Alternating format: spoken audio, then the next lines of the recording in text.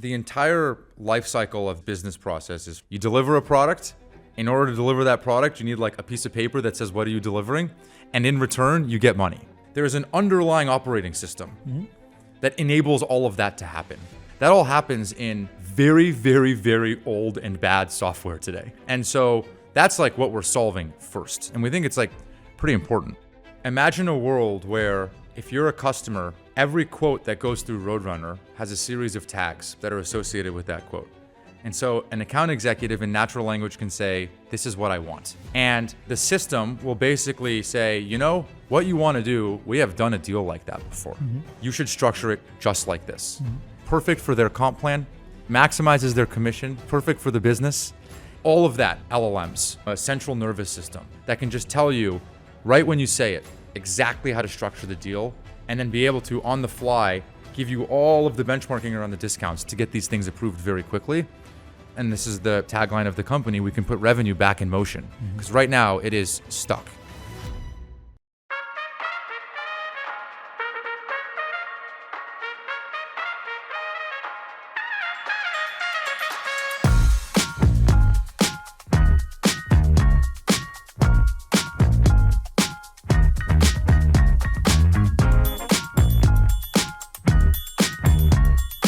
Today on Grit, we're doing something special. This is a role reversal episode. Joubin is normally the host of this show, but for the first time in over 270 episodes, we're turning the table and putting him in the hot seat. We'll cover everything from his childhood, building startups, then joining Kleiner Perkins to help founders build their companies, and launching this podcast along the way. And now, stepping into a new chapter as co-founder and CEO of Roadrunner, the first company KP has incubated since Glean. You want to do this? Yeah, let's do it. Showtime? Yeah, let's roll. Do it. Let's do the role reversal. Let's do it. Yeah? Let's do All right. it. Well, in the true Joubin form, I'm going to read back your own background to yourself, and then you correct me if I got this right. Great. Okay? Great. And then we'll go deeper, obviously, but we're going to go back to the early Joubin days. You have a BA in international relations and anthropology from UC Davis with a minor in Spanish. You grew up Iranian immigrant family. Parents divorced when you were 5. You split your time between 2 households, weekdays with mom and stepdad, and then weekends with dad here up in the Bay Area. Your first job was as a BDR at Bracket Computing in inside sales, and Bracket was an early cloud security company. Then you went to Evident.io, where you were a mid-market AE. Wow, like you upgraded, huh? From inside sales to mid-market AE. You were the top performing AE and became a hiring leader. Doubled the company in logo count in your first full quarter. That's what closers do, right? And then you went to Palo Alto Networks, where you became a central US sales leader. Moved to Chicago, right? Moved to Chicago. We'll have to talk about Chicago a little bit and your tradition in Chicago. Built the region from small renewals base into a major ARR engine for the company. And then finally, in 2019, you joined us here at Kleiner Perkins as a go-to-market partner. And now you're obviously a partner running our portfolio operations. And you decided along the way to start this podcast in 2020, not too long after you joined us here, as an experiment to talk to a bunch of CROs at the time. And then you've had now over 270 conversations with CROs, CEOs, and go-to-market leaders. Some incredible guests, not including me yet. You think it's because I haven't tried? We'll have to try again. And now you're the founder and CEO of Roadrunner, the first incubation that we've done here at Kleiner Perkins since 2019, when we incubated Glean in this same building. Is that all accurate? That's all pretty accurate. Can I put some color on one or two things? Yes, please. The first startup that I joined, Bracket Computing, raised $130 million from many of our peers on Sand Hill Road. And it was like very, very early cloud security. Like the only people that were on AWS at that time were like Goldman Sachs and maybe 1 or 2 banks. I used to get on a bike in the Mission. I had a shared sliding door with me and my roommate. I would bike in a Blazer to the Caltrain station, put the bike on the Caltrain station, and then be like pouring sweat and then start ripping cold calls and doing emails on the train down. I used to wear a blazer because like I wanted to be taken seriously. By the way, I wore the blazer when I joined KP too. Yeah. There's two things actually I picked up in our interview when I interviewed you. Two things that just came through. One is you wore the blazer. Yeah. You're very looked the part, right? And the other thing was you kept calling me man or dude. And how does someone in an interview just call someone dude and man? I didn't know what to make of it, to be honest. My read was I actually didn't think our interview went very well. And now that you say that I kept calling you man and dude, it kind of makes sense why I didn't think it went very well. I'm just not used to being called dude and man in an interview. While wearing a blazer, trying to be taken seriously? Yeah. It was just like good. Two like... Yeah, it's good. Just That's good. That's good. That's real nice, Joubin. Yeah, there's like two different sides of Joubin all coming through. So anyway, long story short, I remember falling in love with startups. Even though we never found product market fit. Never. We had closed like barely any revenue. And at like 21, after like spending a year making way too many cold calls, they asked me to hire an inside sales team. I hired the team. Then 3 months later, I had to fire basically the entire team. I remember this like crazy feeling of like, man, this sucks because it doesn't work. But oh my God, like I can just hire who I want. And we can just call anybody in the world and like pitch them our product. Like it felt like make-believe business where I was like, you can literally just do anything you want without like any oversight. Mm-hmm. And that was like startups. Like I didn't realize like that's how startups work, where you just like get to put your will into the world. Yeah. And some of it's like very messy. A lot of it's like very wrong, but like you get to just do what you think is right. And so like that seed was the thing that has basically stayed with me my entire career, which is like, I want to be in startups no matter what, forever. So like even fast forward to KP, I remember thinking, I have no idea what this job is. I have no idea how it's going to be at Kleiner. That's how we felt too. At Kleiner Perkins. I had no idea. But I was like, you know what? They're around startups all the time. And they're around founders all the time.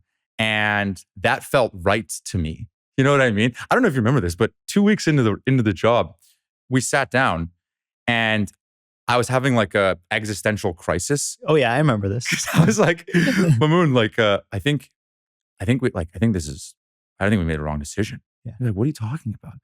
I'm like, I don't know. I can't get over this feeling when I'm sitting across the table from entrepreneurs and people building companies that I'm on the wrong side of the table. Like I feel like I should be building with them. Yeah, it's the conversation we have every month. Our monthly one-on-one. It's exactly like, I think I'm in the wrong job. But it's a recurring conversation. And so let's just tell me more about the BA in international relations and anthropology. Yeah. Interesting set of majors. I wanted to take majors that had as few science classes as possible. And the reason for that is because growing up at my dinner table, my mom and stepdad were both scientists, PhDs in chemistry and biology, respectively. And they worked together at Roche, what is now, I guess, VMware. And so they worked together and they were both like, in the same field. The conversation was always around science. Okay. And work. And I remember falling in love with the like work part. I just thought it was cool that they were like talking about work, but then I hated the science part. Okay. So I chose the majors that I did not have to take any science in. This is your way of revolting. In some ways. And then after like a year of school, I was like, I cannot sit still in a classroom. Like this is not how I'm going to learn. And so I stayed at Davis every summer, just taking classes so I could get out of there as quickly as possible. Did you finish? So I graduated early, like 3 and a third year. Okay. And so I could go work. We have not talked about this before. So I could go work. I was so eager to work. No, this is both of us. I finished college in 3 years because I could not sit still in classes and I wanted to get out of school. I didn't know that. Yeah. Finished college. Yeah. 3 and a third. I did it last summer so I could get out in 3 years. I couldn't wait. Yeah. When I graduated, Bracket, I fell in love with like this cloud security thing. It just felt like the next thing at the time. And I was trying to convince them that I was worthy of being a BDR, like an inside sales rep making cold calls. And they kept saying, you're too raw. We want someone that has like a year or two of experience. And so I went and I would get BDR job offers. And after every offer, I would send them the offer letter. And I would say, hey, Yelp thinks I'm worthy of a BDR. Like you don't. I did that 16 times. Yeah. And so I sent them 16 offer letters. And that was over the course of like 3 months going into summer because I was early. And then eventually I signed the 17th one. By the way, crazy. The company was Aptus, which is like who we're now in some ways kind of like trying to build the next generation of at Roadrunner. Insane. And then I send it to him. I'm like, I'm starting Monday. I appreciate everything. Just wanted to let you know. Hopefully our paths cross again. And they called me the next day and they were like, come in, we're going to make this work. And so anyway. Yeah. Wow. I thought I knew you. I'm knowing more, getting to know That's more how you of do podcast. That's how you do podcasts. That's your trick. How you get to know people better. That's right. All right. Well, let's go back to the 5-year-old Joubin who grew up. You're splitting time in 2 different locations, 2 different homes. Yeah. Iranian immigrant family. Yeah. Imagine you're speaking even Farsi at home. Take me back into 5-year-old Joubin's home. I didn't speak English till I was in first grade. Mm-hmm. It was pretty awkward having a name like Joubin and not speaking any English when I was young. When my mom and stepdad moved to San Diego when I was a freshman in high school, and growing up, they were in the South Bay and my dad was in San Bruno. Mm. And so basically the way that it worked out was I would spend most of the week with my mom, and then usually Sunday and then Monday, my dad would drop me off at school. It was 2 extreme versions of the world that I would live every week. Mm-hmm. Like one was my mother, who was very like strict and disciplinarian, school, studying, grades, jobs. And then my dad, who would basically let me do whatever I wanted. Mm-hmm. And so like I kind of held both of those things together, where I think in some respect, I grew up pretty quickly with my dad at a pretty young age. Is this like the suit jacket and the dude man, like 2 extremes? Yeah, that's probably true. I've never thought about it that way. But yeah, that's probably true. Where in some ways, like I take things very seriously, and in other ways, I take things extremely unseriously. Yeah. And so anyway, like I held those things together for a while. I find that you're very particular about the attention to detail, how you show up. And is that something you've developed? Or if you look back again, like the 10-year-old version of yourself now, and one thing that always comes to mind is whenever you always wear a watch because you always need to tell time and you're always in a rush. Like, where did that come from? I certainly think that I have ants in my pants. So like that has never changed. My youth soccer coaches used to call me Spunky. That nickname probably is still relevant today. Like I cannot sit still. It's just that thing. I won't call you Spunky. It's just the ants in my pants. You know, like I have too much energy, which is why I work out every day. I have to like walk the dog, exhausted. I think my mom taught me like this extreme discipline. Mm-hmm. Like I am, as you know, like kind of psychotic about the things that I do every day. Yep. And I'm very consistent in how I do those things. And then I think if I was being honest with myself, I think my dad taught me some level of irreverence, where you use the word lash out. Like I think I think I have this thing about me where anytime I'm told what to do, I want to do the opposite. You know, anytime I feel like somebody's making a decision that's not right, I'm not afraid to say it. I will confront the situation pretty cleanly. You know, I try not to like overly formalize things. And I think that comes from him. Even in our interview, I think I try and be authentic and myself. And I think that's balanced with a lot of what my mom gave me, which is like pretty hardcore discipline. Mm-hmm. What are the 3 words then you'd use to describe yourself as a kid? Anxious. Mm-hmm. You know, I moved to San Diego when I was a freshman in high school. My parents divorced when I was young. I'd never been to San Diego until we moved there. I didn't know anybody there. Lived with my dad on the weekends and my mom. My mom was a single mom. Raised me alone until my stepdad. Couldn't really afford the mortgage very well. Mm-hmm. You can feel that. TV dinners with my dad most nights. But there was times where, you know, we wouldn't pay rent and you'd stay in, you know, places you probably don't want to stay. And I think as a kid, like when I say growing up fast, like you feel that. Yeah. And that's how you grew up with your dad on weekends? Yeah. And with mom, it was a bit more buttoned up, structured. Yeah, right? structured. But you got to feel the other way of life. Yeah. And you can feel mom like striving, right? Mm-hmm. Like she didn't finish her PhD till 35 years old. Like didn't start making $1 until she finished her school and came out in debt. How old were you then? Maybe like 3 or 4. Okay. I think I internalized that angst a lot. So I'd say that's probably like one thing. The second is competitive. Like, I think I had a spirit of competitiveness that has shown up basically my entire life. Mm-hmm. When I was young, I was very undirected in what I wanted to do. I think if people ask me now, like if you asked me over the last 6-7 years of getting to know each other, you'd probably say like, I'm driving pretty hard. Yeah. I think I was relatively rudderless when I was a kid, just trying to figure things out. And honestly, like find my place in the world. Like I was the 5'2" kid in the center of every class picture. You know, like in every childhood picture from 1st to 8th grade, I was front and center because I was the shortest kid in the class. You know, they always put the shortest kid in the front, which is kind of crazy if you think about it. You were short growing up? I was short growing up, yeah. And you know, like you're like 6 feet. Yeah, 6 feet now. Yeah. Yeah. Late growth spurt. Yeah. Same, by the way. You were? Yeah. I was like 5'7" when I graduated from high school. You're kidding me. Yeah. And you're like 6 foot now? Yeah. Huh. I was 16, and when I graduated from college, I was 19 and I was still growing. Dang. Yeah. So yeah, got to 6 feet in my late teens. Dang. Yeah. Yeah. So I always felt like I was like trying to prove myself. Mm-hmm. Like I always felt like I was trying to fit in somehow. Like I wasn't the short kid, you know? I always felt like I, you know, wanted to belong in some community. Were you popular? No. No. I wanted to be. Mm-hmm. I wanted to be. And then I think especially when I moved to San Diego, like I didn't know a single person.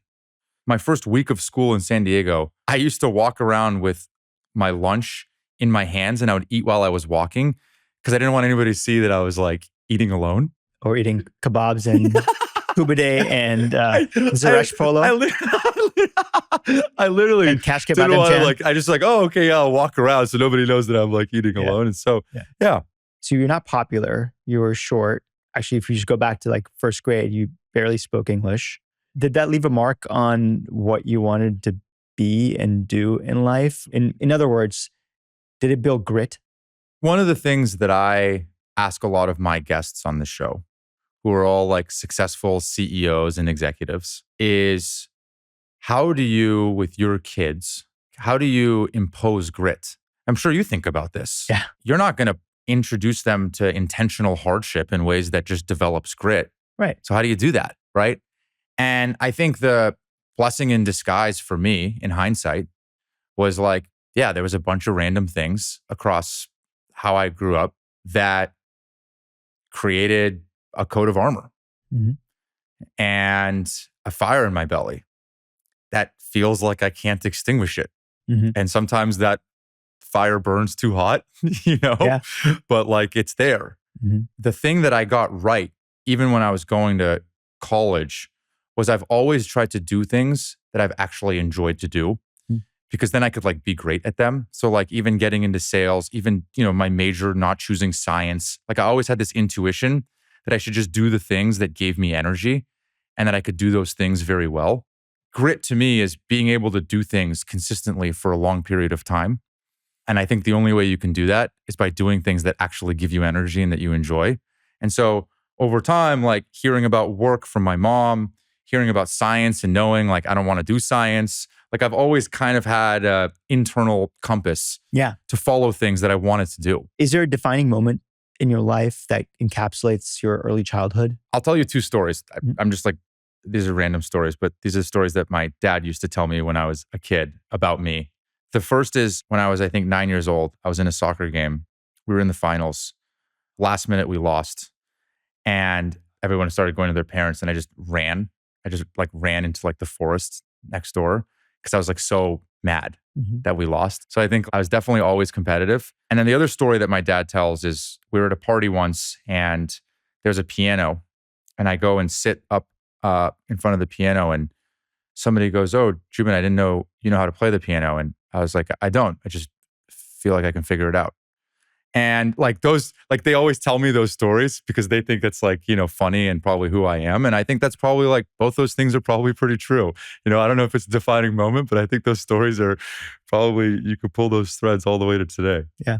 So down in San Diego, first job was working at Subway. I heard you got fired. I did get fired. What happened? I was closing up the shop. I love the Subway chocolate chip cookies. Story for another time. I put them in the toaster oven. I put them in for 30 seconds. I went to the back. Turns out I put them in for 30 minutes. The cookies caught on fire in the toaster oven. Turns out the toaster oven is like the most expensive thing that Subway has. Close up shop. Next day, the owner comes in and is like, dude, like you broke the toaster oven. Like, you're fired basically. Okay. And I went home and I was like so relieved because I was like, man, that job sucked. And then my mom was like, get in the car. Get in the car. And do what? Bring your resumes. We're going to go drop them off. And I'm like, where? And she's like, whatever you see. And so we just started driving around San Diego, dropping off resumes. Yeah. Because she's like, you're not getting off that easy. So anyway, that's how I ended up at Vaughn's. I was a bag boy because they were maybe the only ones that would hire me. My first job was bag boy. Was it? Yeah.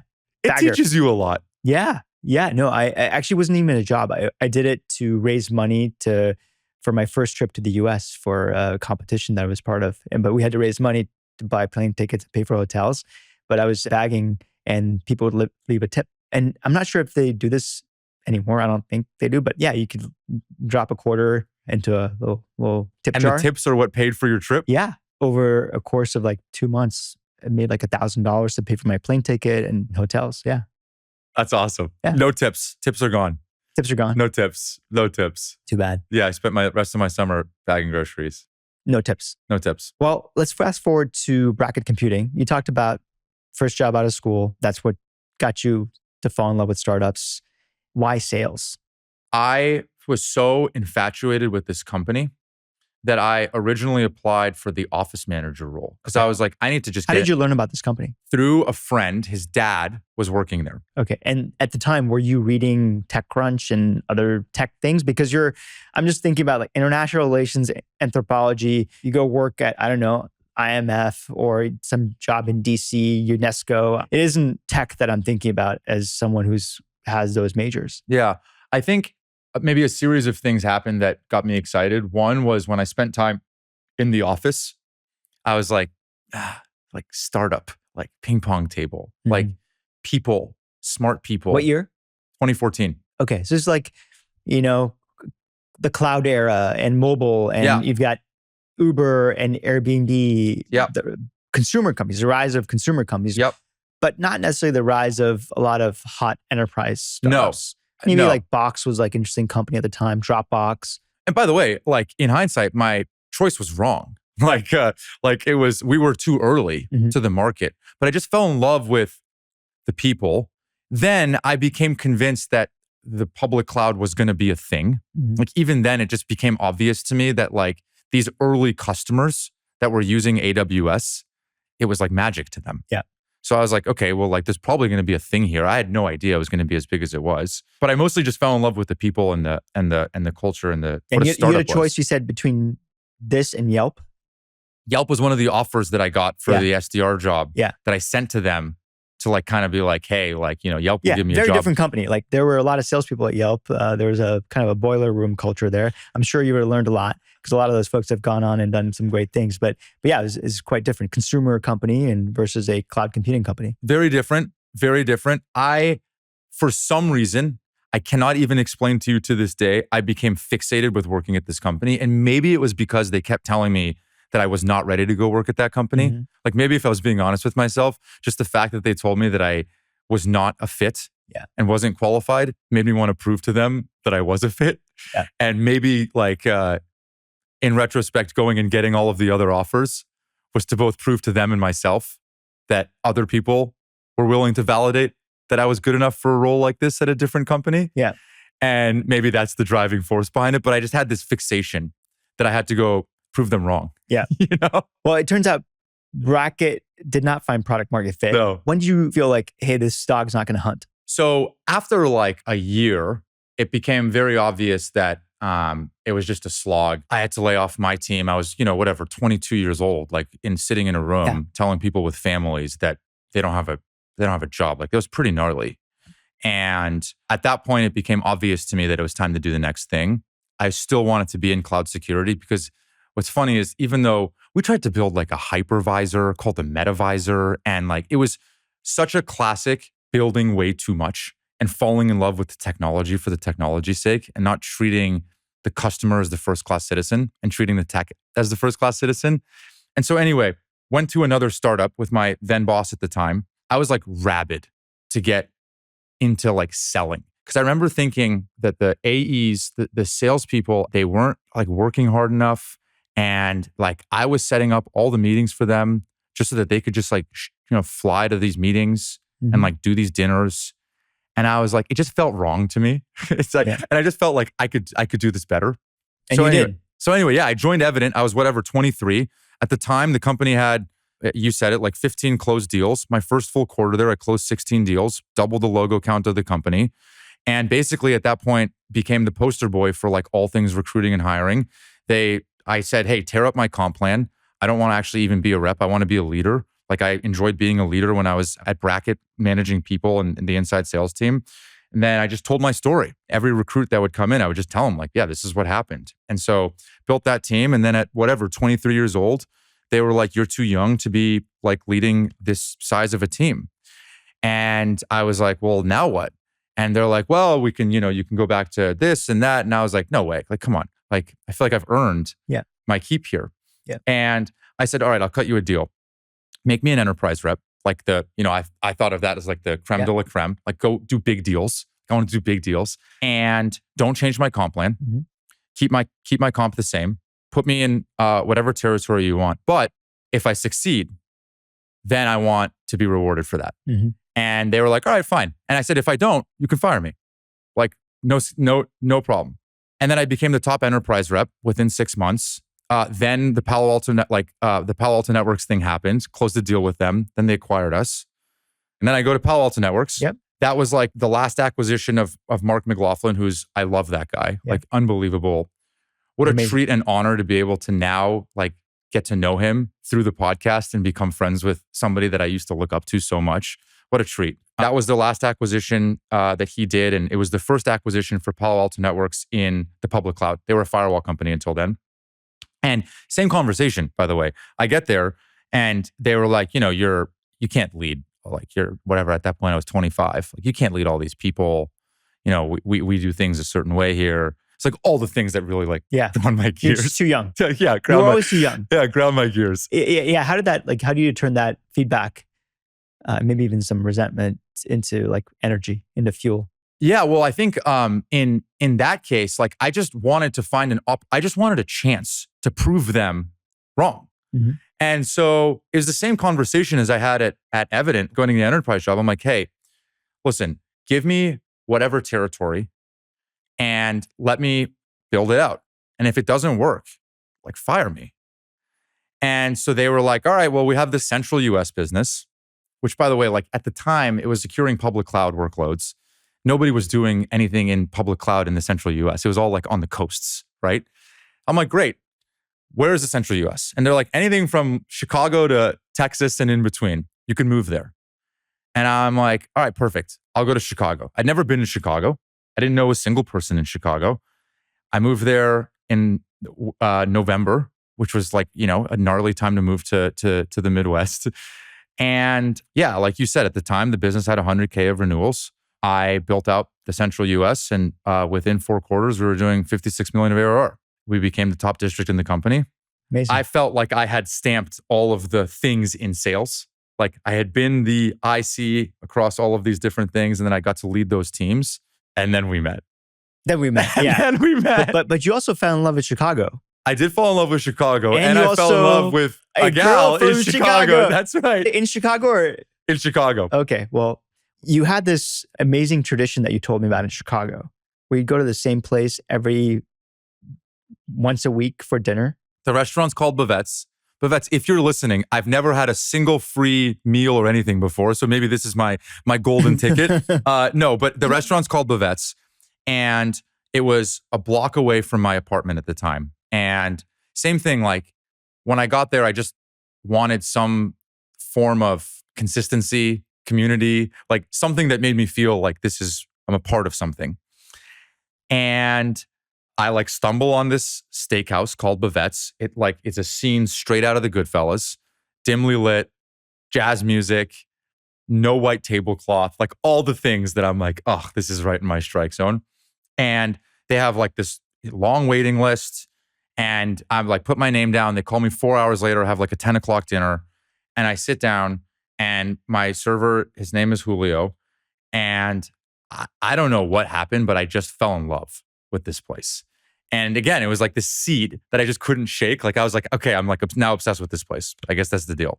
After dinner, I told Julio, I'm like, hey, this is going to sound crazy, but I want to come here every week. Every Wednesday at 6:30, I want to have a standing reservation with you in your section at Bavette's. And he was like, that is crazy. I've never been asked that before.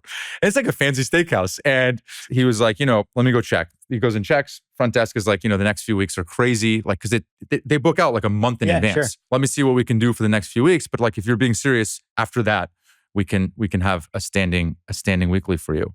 So it was like your early version of the podcast. It was like you would have dinner with someone different, I imagine, every week. Yeah. And have a conversation. So this podcast thing was happening way before you got to Kleiner Perkins. It was Was it different people? You'd have different people. Oh, by the way, it was the biggest hack for work because everybody found out that I had a Bavette's reservation.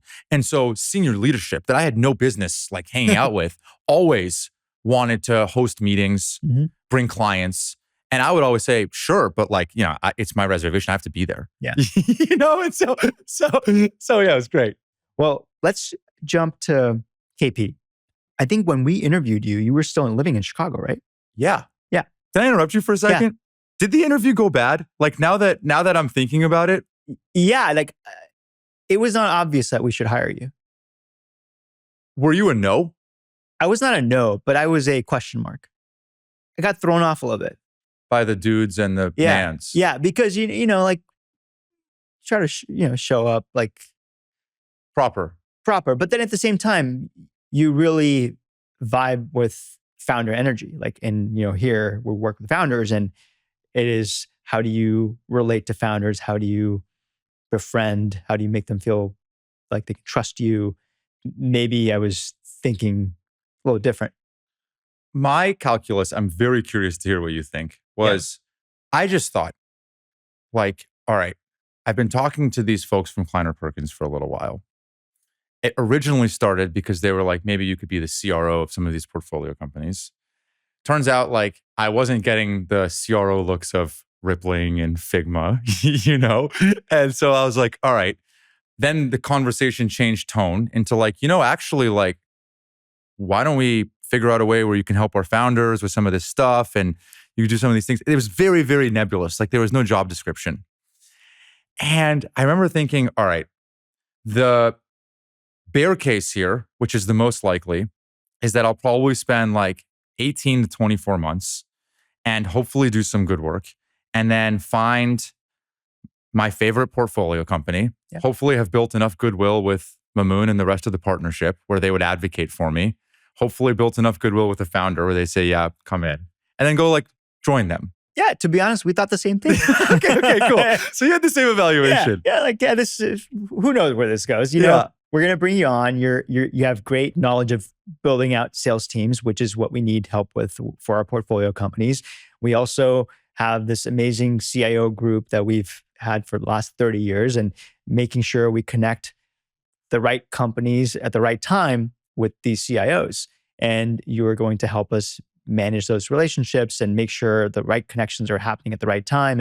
And so, yeah, it was a bit of an experiment, but thought that you could do a couple of those things, which is help on the sales front and help on the BD front. Yeah. And I think actually very quickly you realize like you can't just give the advice. You kind of have to go in a bit more than just give the advice.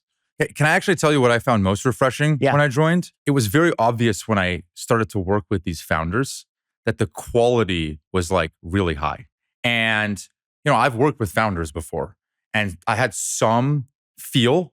And it was very obvious to me that some of these folks were different, like Arvin, like some of these folks that like Glean, Arvin started Glean, in this office right here, like different, right? And so, so much of that is because... And for those who are just listening, Arvin is the founder of Glean. Of Glean, yes. And so much of that is that, like we have this incredible legacy that you and I are kind of standing on the shoulders of the giants that came before us. And that gives us access to work with amazing founders. And so that was like part one, was like, okay, the people here are amazing. And part of that is because we have this rich tradition at Kleiner Perkins, part one. Part two, which I was very refreshed by, was we did not have any of what I felt like were the sacred cows. And that was like, as I underwrote my bull case, it was like, all right, Mamoon, Ilya, like this new guard has come in. And they're taking the reins of this historic firm. And I was optimistic, but doubtful that maybe there wasn't going to be that many rules. Maybe they were going to let things kind of run for a while. And then we were going to define our own culture, our own sets of traditions, our own sacred cows. And that was the thing that was like quite amazing, because it's very rare to have that combination of tradition, history, amazing entrepreneurs that we get to work with. I never heard, hey, we do this because this is how we've been doing it for the last 50 years. Mm-hmm. Like I never felt that and I never heard that. And yeah, that worked well for me. Yeah, I think there are a few very sacred cows in our business and that have extended, 53 years of us being around. Those sacred cows are the trust you have with founders, the trust you have with your LPs, and then the trust you have with each other as colleagues. And part of that trust as colleagues is one of our values, as you know, is assume positive intent. Anyone that comes to work over here, we assume that they are doing their best job in the job they've been hired to go do. And you assume that they have positive intentionality in terms of what they're going to do next that is in the purview of their job, which is one of the things that you did, which was start this podcast. I remember you coming to me and say, hey, I want to start a podcast. And this is at the peak podcast era of VC in 2020. Yep. We met right before the pandemic, as I think is when we had our first podcast episode. I guess now might be peak VC podcast, right, folks would say. But even at the time, it felt like saturated. It felt saturated. Even at that time, we talked about like, wow, like there's so many podcasts. Why have yet another podcast? It wasn't a sacred cow. It was just let's try this. Walk us through sort of the ideation of the podcast and why you wanted to have that as another quiver. The podcast was like, first of all, the story is hilarious. Like when I brought it to you, skepticism would put it lightly. Like it was like, all the things, right? Like, hey, every firm has a podcast. Oh, you're like the youngest guy here. You just started. In so many words, like, don't you have anything better to do? You studied anthropology in college. What do you know about tech companies and the history of tech companies? And to interview a bunch of CEOs and CROs. Well, I'm not really sure I trust your ability to articulate quite clearly on a podcast, like the questions you want to ask. There was resistance. Like it was like I would say, it was a test of conviction is like how I would think about it. Like how bad did I actually want it? Totally. Because like you and others were like, come on, basically. Yeah. And I remember like licking my wounds that night, like almost embarrassed because I was like, man, maybe that was a bad idea. Like I actually, I think maybe they're right. And I was just talking about it. I remember just talking about it. And then the next day I'm like, you know what? I need to show them. I can't just tell them. Like I need to actually like give them something that they can feel. And so I recorded an episode with my old boss at the time, previous to KP. And First episode. Mm-hmm. And I sent it to, I think you and Ilya. And I remember saying, hey, like, I don't feel like I did justice to what I thought this could be. If I like still have a job here and you all like this, like, let me know. And I think like that was important for you to like feel it. And I think it like went from maybe a lot of skepticism to a little skepticism. I don't think we were like, oh my gosh, we have to go do this right now. But I think it was enough to give me some rope.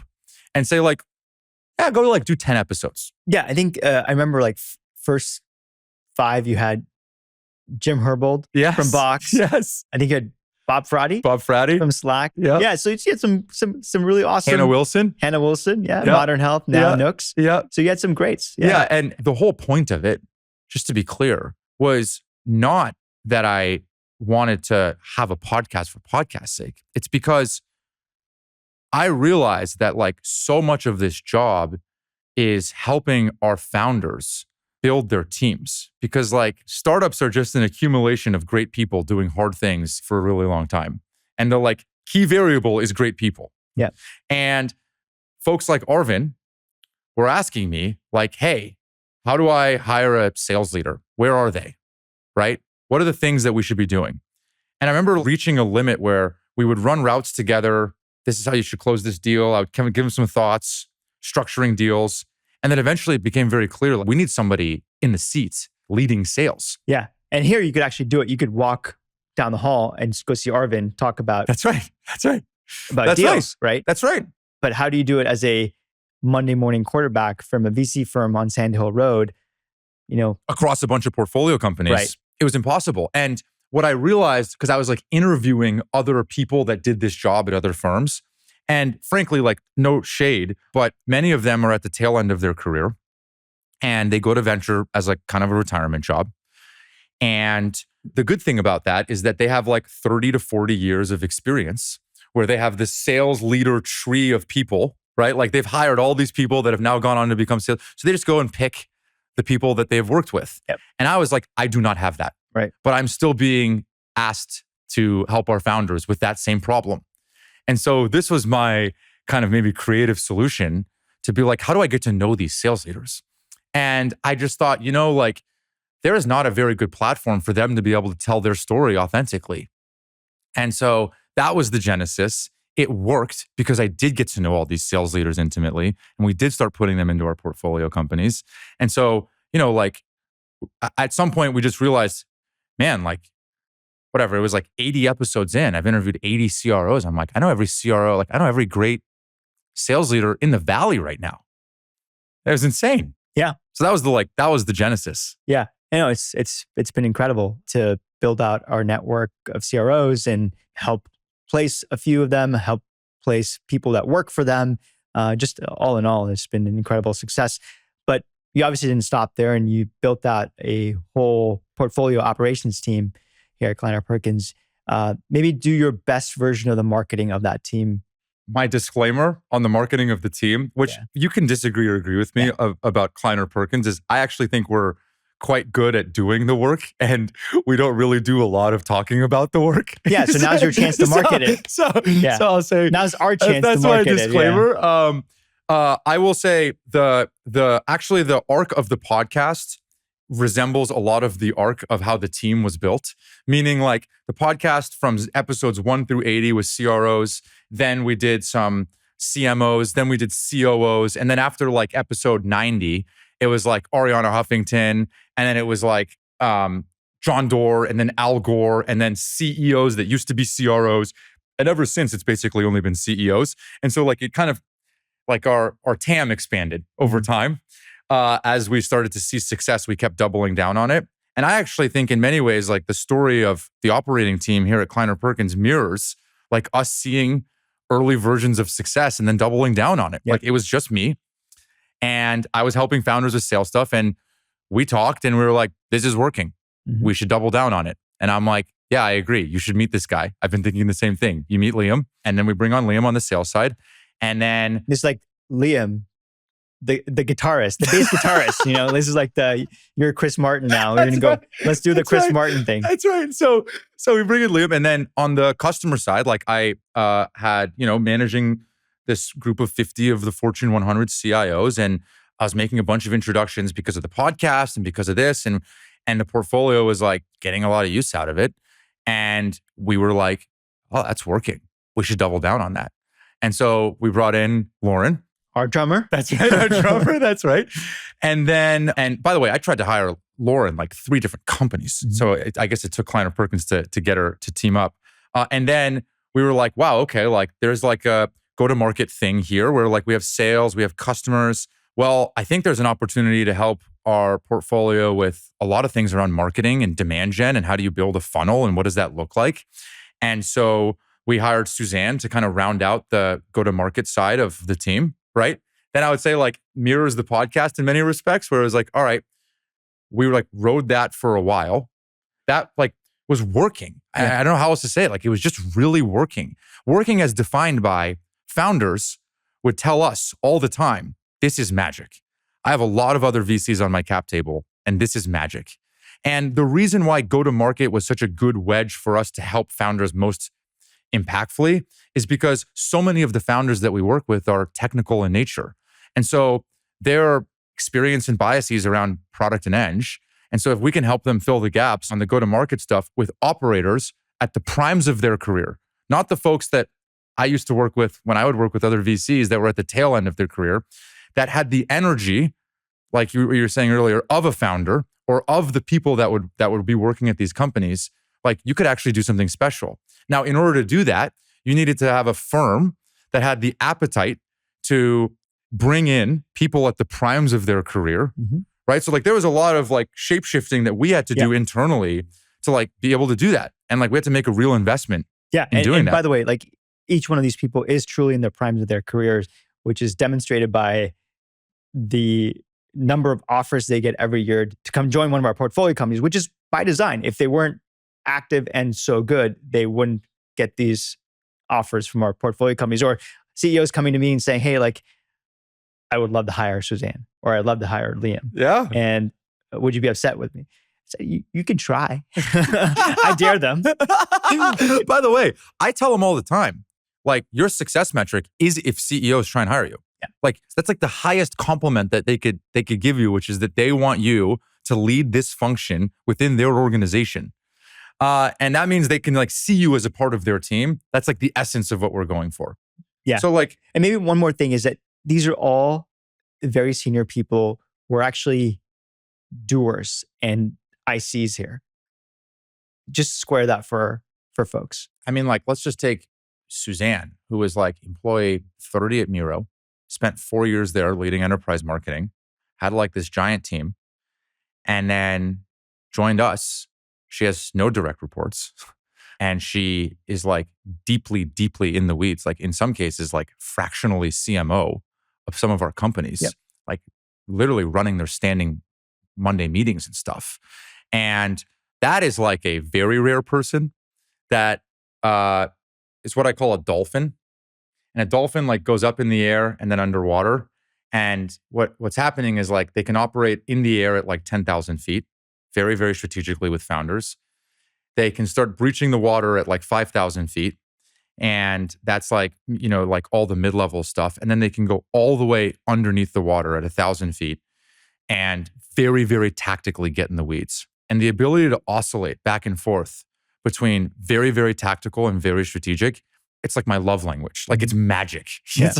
It's like the thing that I always interview for in leaders. Mm-hmm. It's like the core thing. And it especially is useful in this job because there's such big swings of responsibilities where one founder is like, tell me about this comp plan and what it should look like. And another founder is like, help me architect what a sales or marketing org should look like. And that's like quite a range, you know?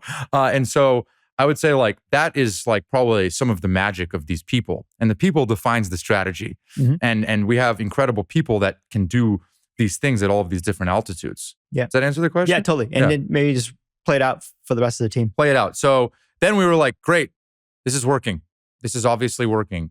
I think one of the core insights that we had was going back to the Arvin needing a sales leader thing.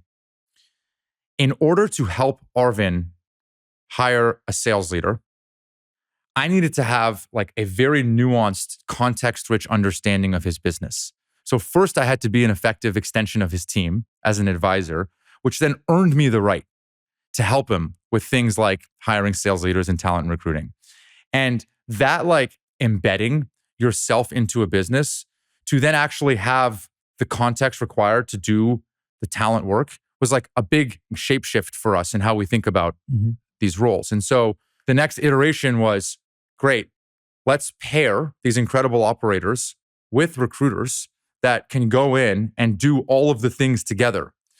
Otherwise, you end up looking like every other recruiter and venture firm in the Valley, which is like, go find the fanciest logos because you have no context on their business. And all you want to do is hire the person that's gone from X to Y at these 3 logos. Mm-hmm. And, you know, like Glean is a very specific culture.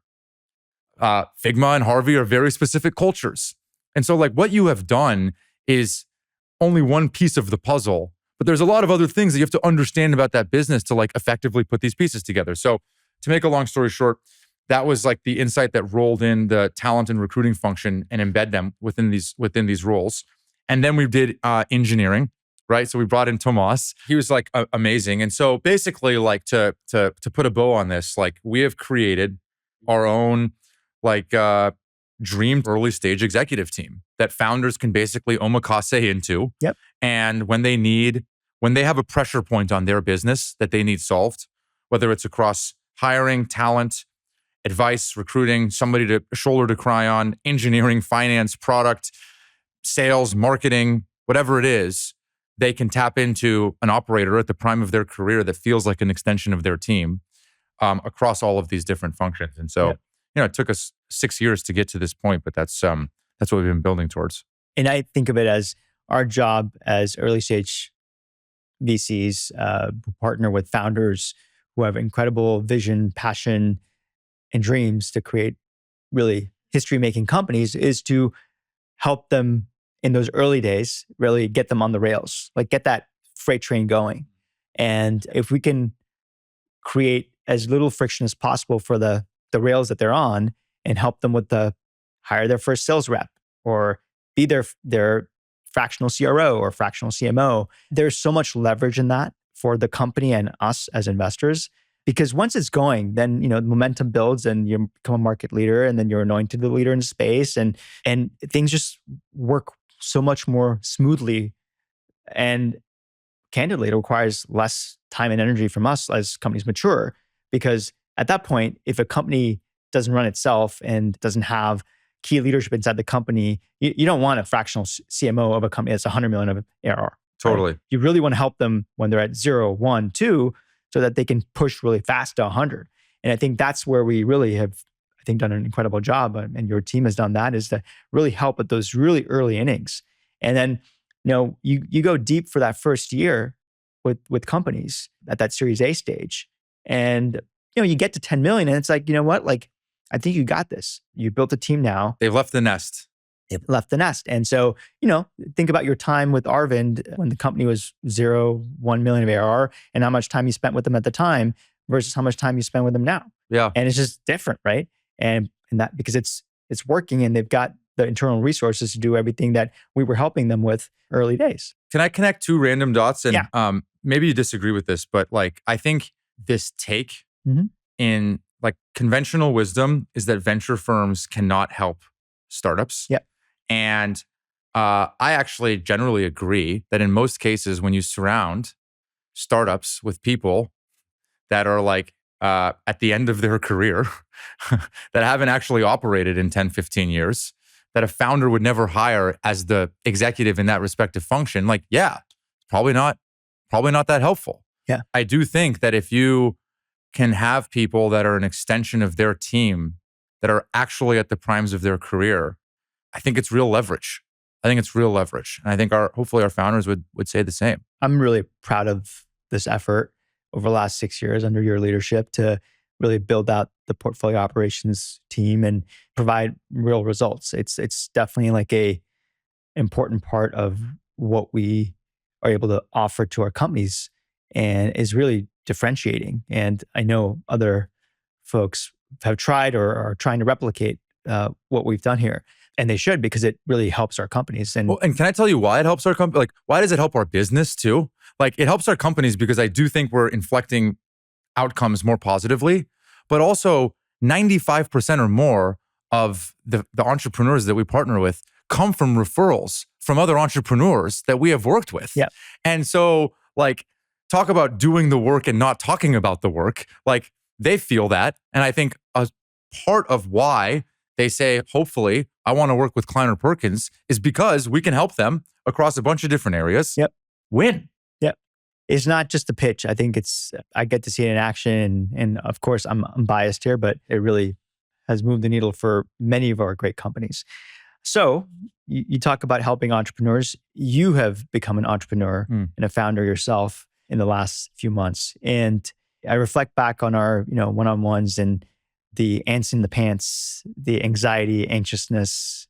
There's always a desire to do more. And I probably told you, like, yeah, that's cool. Like you want to do more, but the more has to be done in the right place. Like it has to, be applied in your zone of excellence at least. So you decided to start a company. It's called Roadrunner. Tell us more about Roadrunner and really more importantly, the why of starting a company. As I was growing up in my sales career, this is the problem that basically haunted me my entire career. The company was legitimately, I don't know if you remember this, almost called Casper because of that. Yeah. Like it's been the ghost that has been haunting me. And very specifically, what was haunting me was when my team or I were trying to get deals done, whether it was mid-market or enterprise, the underlying software systems would not permit me to do them. And the reason for that is because we have built these custom Frankenstein things on top of Salesforce CPQ and other solutions that just don't work. The data models do not work. And so I knew that. I was getting dragged through days of back and forth trying to get this software to work, going back and forth with people internally. Come to Kleiner Perkins, CIO group that we mentioned. Lauren and I on my team started a second CIO group of 35 technology CIOs. CIOs from companies like Netscope and Box and Uber. And over a series of several dinners, I asked them, what is the number one thing that is broken in your company that you are responsible for? And I swear to you, uniformly, all of them said the same thing, which is that they are getting yelled at by their sales leaders because the underlying software that they're trying to use to get deals done does not work. And the reason it does not work is because pricing models have gone crazy over the last 20 years, where it used to be in your early days of investing, you sell a seat, that seat equals a license, that license equals a person. Okay. Now, over the last 20 years, you have hundreds of products, all of these SKUs, some of which are priced as consumption, some of which are priced as, it's gotten crazy, right? And now you have like OpenAI, Databricks, Anthropic that all price, it's a new era of pricing models that have completely broken the underlying systems. The architecture is completely broken. It reminds me of when we went from on-prem to the public cloud, like when I was at Bracket. And everyone was like, yeah, you can just like lift and shift this application from on-prem to the public cloud. And then you realize like, oh no, like S3 buckets can just like blow away. You need to refactor this entire architecture from the ground up. And by the way, I think we see that more broadly across many of our portfolio companies, which is like there needs to be an AI native version of a lot of these products. They have to like rebuild from the ground up. So that's like the tee up. We as a firm get very excited because we're like, great, like pretty obvious. Like it's very rare that you hear this much pain from this much buying power. Let's go invest in a company, right? So me and a few folks internally like go and investigate this entire space. And we come back and we're like, nothing. Like there's nothing compelling. All of a sudden, GPT 3.5 comes out and we realized, oh, wow, like this is actually a pretty good problem for LLMs. Not dissimilar from our portfolio company, Harvey. Anytime you have structured and unstructured text in nature that the LLM can point to and then reason with and then produce something thoughtful on the other side, that's a good use case for these LLMs. It's also a good use case like in coding, right? Like where there's structured things in nature. And this is a very similar problem. You have price books and discounts and approvals and all these things. Then I come to find out that the gorilla in the room, Salesforce, that probably has 95% market share in this space, has end-of-lifed and stopped supporting their incumbent CPQ solution. So they have now abandoned 8,000 customers. And by the way, like all of those customers are calling me being like, Joubin, what's the deal? Like, what do we do? Like, can KP help us find a company that can like fill this void? Because this is like a key business process for us. Then I started to think about like, well, why has anybody done this? And I think the short answer is like technology wasn't there. And this is like a pretty complex go-to-market and distribution problem because there's a lot of hands in the cookie jar. And it's like an up-market problem where as you get more complexity and volume and reps and SKUs and products, that's where things start to break. And like, just so happens, like that's what I was brought to do at Kleiner Perkins. And that's what I've done my entire career. And it just so happens that I happen to know every CRO and CIO in the industry because we have two groups of CIOs that I'm responsible for here at the firm. And I happen to have started a podcast that interviews 80 CROs. And so, you know, like if we could make this thing work, like we had a very, very unfair reason to win. That was, I think, what pushed us over the edge. And then, I don't know if you remember this, but I think you and I were like, kind of like, okay, this is like kind of starting to make sense. Like this is making sense. Yeah. And then I went to a wedding in Monterey, and I basically didn't leave the house except for the wedding itself. And I spent the weekend vibe coding the initial product. Basically like the product that I as an AE would have wanted. This is like what, 4 months ago? This is like, 4 or 5 months ago. Yeah. Like I think June. Okay. July. And built it. And then I think like maybe the tone internally shifted to like, oh yeah. Like this makes a lot of sense. Is that fair? Like, no, I mean, I think you had a blank check. Okay. Yeah. You actually did tell me that, and that meant a lot to me. Yeah. I appreciate that. And I meant that. I appreciate it. So along the way now, you brought on amazing co-founders and you built what I think is an incredible team already in just a few months from vibe coding to saying we're going to start this, incubate this here, pairing yourself up with folks who can help make this into reality. Tell us more about your co-founders. So we incorporated the company 13 weeks ago. Yep. Not that anybody's counting. And we immediately brought on several paid design partners, customers that we're co-developing the solution with. And during that time, I was like, kind of like dating all sorts of technical talent across all oscillations, because the core risk is obviously like, I'm not hands-on keyboard. Like I'm not an engineer. And AJ and Eugene, former KP fellows, were introduced to me. They're amazing. Like AJ went to Caltech at 15 years old, met Eugene his first day of school there. They have been literally roommates ever since. To this day. They went to NASA, built a bunch of the software testing for the Mars rover. AJ went to Robinhood. Eugene went to Meta. They started a company that was an LLM for college students to send their applications and essays, and it would grade them. The business is actually cash flowing. Anyway, they started asking their founder friends, like, what's the thing that's most broken in your company? And lo and behold, CPQ. They were like, but they didn't put a word on it. They were just like, I don't know, like our sales teams are just yelling at us because like they can't get deals done because like the software just like doesn't work. And they were like, what is that? So they spent a week. Then they got independently excited, met me, and I had like this like lovable, like this deck, like this, like we had this like thing built out, right? And it became very obvious to them, like, all right, if we're gonna do this, like we should probably like do this with Joubin. And it became very obvious to me that if I'm gonna take this really seriously, these are absolutely the co-founders of Dreams, really. The team is 7, about to be 9. Mm-hmm. You saw a demo last Friday. Pretty good, right? Yeah. Pretty insane how fast that happened. Yeah. Also, still inside of KP. You haven't kicked us out yet. Yeah. Yeah. Taking over the second floor of South Park. Taking over the second floor. Yeah. It's happening. Yeah. Can I give you like one other answer about like your blank check comment? Like, because we had a lot of conversations behind the scenes. Yeah. Of like me, I don't know would you describe it as thrashing? Like me feeling the itch. Yeah, the itch. To go build. Yeah. I really felt the itch to go build. Right. And you asked me at lunch one day, like, why? I think my answer was that starting a company and doing an early stage startup is like the ultimate test of what you're made of.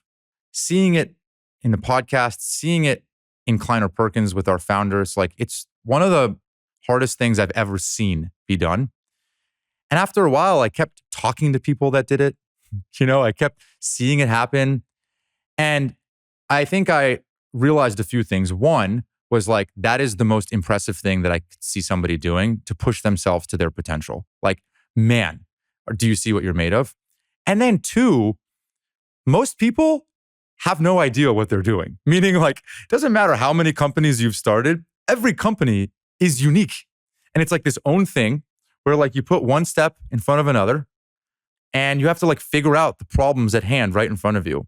And that like generally was very exciting to me. Like that gave me a lot of energy. And then paired with like this thing that's been haunting me for a while, that conversation stuck with me. Yeah.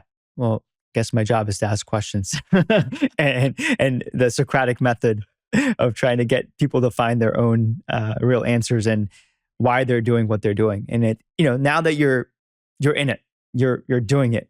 You actually have two jobs, one at Kleiner Perkins and one being the CEO of Roadrunner. Maybe just before we go more into the job of being the CEO now and building a company, CPQ is not the sexiest.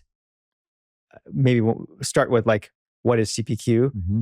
You described like it was like a hair on fire problem for a lot of folks, but for those uninitiated, on this topic, help us understand why it is so interesting and critical as a problem that you want to go solve and make it also your life's work. Mm-hmm. Because everything that we back at Kleiner Perkins, we're like, hey, how can this be a generational company? Mm-hmm. How can this company make history, in the words that we use here internally? Mm-hmm. How can Roadrunner make history? The entire life cycle of this business process is from quote, an AE generates a quote, to cash, like money in a company. And by the way, like that's kind of the like core competency of any business, which is like you deliver a product. In order to deliver that product, you need like a piece of paper that says, what are you delivering? And in return, you get money. Okay. So like that's the like how businesses run. There is an underlying operating system that enables all of that to happen. The beachhead of that operating system is CPQ. The like first part of that process is called configure, price, and quote, which is how do you, as an account executive, put these products together, the discounts that you're doing across a bunch of different SKUs. How do you get those discounts approved inside of the system? That all happens in very, very, very old and bad software today. Mm-hmm. Okay. And so that's like what we're solving first. There's a series of other things that we want to go solve within the quote to cash bucket, but we're solving that thing first. And we think it's like pretty important. And then let's bring in AI. Yeah. Okay. Because we're not backing too many things that are not using the powers of LLMs and AI today. And you said that this is actually a particularly useful application of LLMs and AI. Tell us more about that. I don't know if you agree with this, but it does feel like a moment in time where AI seems to be the panacea for everything. Like we see a lot of companies that are applying AI to things that I have my own sets of skepticism about because it's an amazing technology shift and like people are just excited. In this case, imagine a world where if you're a customer, every quote that goes through Roadrunner has a series of tags that are associated with that quote. And so an account executive in natural language can say, this is what I want. They can say it, they can type it, whatever it is. And the system will basically say, what you want to do, we have done a deal like that before. Mm-hmm. You should structure it just like this. Mm-hmm. And by the way, just like this is perfect for their comp plan. It maximizes their commission. It's perfect for the business. It creates a set of approvals that instantly get done with a bunch of business intelligence around it. And today, that process is, and has been since I started in sales, I get on the phone, I call deals desk, I call RevOps, I call finance. Hey, here's what we're thinking. We negotiate back and forth. Or AE calls one of their friends that just did a deal like this. Hey, how did you put that deal together? All of that should be LLMs that basically become a central nervous system, like an omniscient central nervous system that can just tell you right when you say it, exactly how to structure the deal in exactly that way. And then be able to, on the fly, give you all of the benchmarking around the discounts to get these things approved very quickly. So that, and this is the tagline of the company, we can put revenue back in motion. Because right now it is stuck. Mm-hmm. Mm-hmm. And so if you fully play out the mission of the company, well, actually, you don't believe in mission statements. Maybe just pause there for a second. Okay. Why? Okay. This is like maybe an annoying hot take, but there are a lot of companies in Silicon Valley that make their mission broader than it needs to be. Mm-hmm. And it implies like they're doing something. Some of our portfolio companies, like let's just say Modern Health or Watershed, are like right in the slipstream of trying to solve mental health crises and global warming and climate change. And I'm like, yes, that is a serious mission that you are solving. But like, we're not solving mental health. You know what I mean? Like we are solving a very important problem for a specific group of people that if we solve those problems well, in perpetuity, then we earn the right to go build a big company. And that is a mission that I get very excited about, which is solving enough problems that are meaty enough that we earn the right to build a big company. And why do I think building a big company is amazing? Is because growing up, startups changed my life. Like, it was literally the number one thing that changed my life. It gave me more money than I ever thought I would make. It gave me jobs and responsibilities that I never thought I deserved. It gave me an access to a community that I've basically craved my entire life. And as they grow, you just keep putting people in these positions to literally change their life. And that is a mission that I get excited about. You know, CPQ is something that is important, but I'm not going to pretend like it's something it's not. I'm particularly excited because I get to work with you on this now. And it's really fun to see your co-founders and your team at KP building. The energy is palpable, and it's great to just see stuff getting built at Kleiner Perkins. And are you hiring? We are hiring. If you go to our website right now, roadrunner.ai, you will probably get the feeling that we are solving for one very specific thing, which is not customer demand. We have more of that than we know what to do with, which is not venture capital dollars. It is purely to humanize the people behind the company. Because so much of my evaluation criteria when I was deciding where I wanted to go work was the people. And so there's fun interviews where everybody talks about what they're working on and who they are. And so we are hiring. The number one bottleneck of this company is today, and I suspect will remain for several years, engineering. Great engineering talent. Our roadmap is being dragged out of us right now, quite literally. And so we are hiring. It is in San Francisco. I think by the time you hear this, Mamoon will have probably kicked me out of the Kleiner Perkins office. And so we will probably be downtown in San Francisco or in South Park or something, but we are hiring and we're in San Francisco. You know, I'm a softie, man. You know how long Glean was here. They were here for 18 months. Yeah, and people and like 20 people. 20 people. Cool. And then what does grit mean to you? Yeah, you'd think that after 270 times of asking this question, I would have some beautifully prosaic answer. Angela Duckworth's definition of passion plus perseverance over a sustained period of time. Grit to me is doing something for a very long time, come hell or high water. And even this podcast, there's a lot of reasons why I wanted to stop it. And 99.9% of podcasts never make it past 10 episodes. And it's because they just cannot stick with it. And so for me, it is putting myself in places, whether it's Roadrunner, whether it's my role at Kleiner Perkins, whether it's this podcast, where I genuinely feel like I can do this for a sustained period of time. That's great. So the podcast is not going away. So the podcast is not going away. We will likely modulate it down. It used to be bi-weekly, then it became weekly. It'll probably become bi-weekly again. The thing that I am most excited about in this journey of working together is that I do believe you're the longest term thinker that I've ever met. I mean that. I have never met somebody as patient as you. In the spirit of yin and yang, I may be the most impatient person alive. And so I thought it was really important to do this inside the firm and with you in a way that hopefully represents us well and is a partner for us, I think can help us go the distance. Well, I look forward to the decade plus journey ahead. That's at least as long as some of these great companies take to get built. Right. So we've got a lot of time ahead of us working together. That's right. It's really a joy and really an honor to partner up with you. Appreciate it, man.